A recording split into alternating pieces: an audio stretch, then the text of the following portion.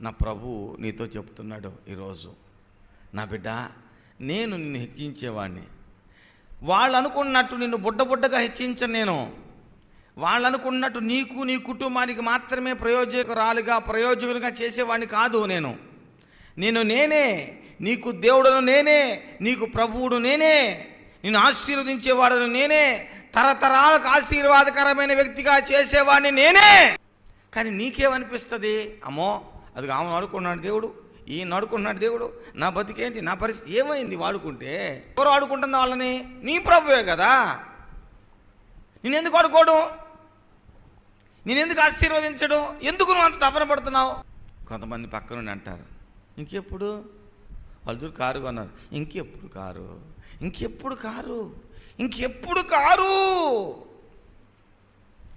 ఎందుకు? లారీ కొనుక్కోరాదు, పేడా లేకుండా బాధ.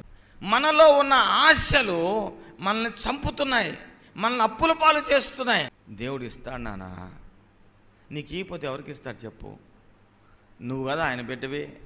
దివారాత్రులు నా తండ్రి నా ప్రభు అని ప్రార్థన చేసుకుంటుంది నువ్వు కాదు. వేరే వాళ్ళకి దేవుడు ఉన్నతమైన స్థానాన్ని ఇస్తాడు, వాళ్ళ గర్వం వస్తుంది, వాళ్ళు పడిపోతారు. కానీ నువ్వు అలా ఉండవు. యోసేపుని దేవుడు తీసుకొని వెళ్ళి సింహాసనం ఎక్కించాడు. యోసేపులో కొంచెమైన గర్వము లేనే లేదు. అతడు సింహాసనం ఎక్కినప్పటి నుంచి అతడు మరణించే వరకు అతడు సింహాసనాధిష్ఠతలోనే ఉన్నాడు. అతని యొక్క ప్రతిరోజు ప్రతి గంట తన నమ్మినటువంటి రాజుకి, తన నమ్మినటువంటి దేవునికి ప్రయోజనకరంగానే ఉంది.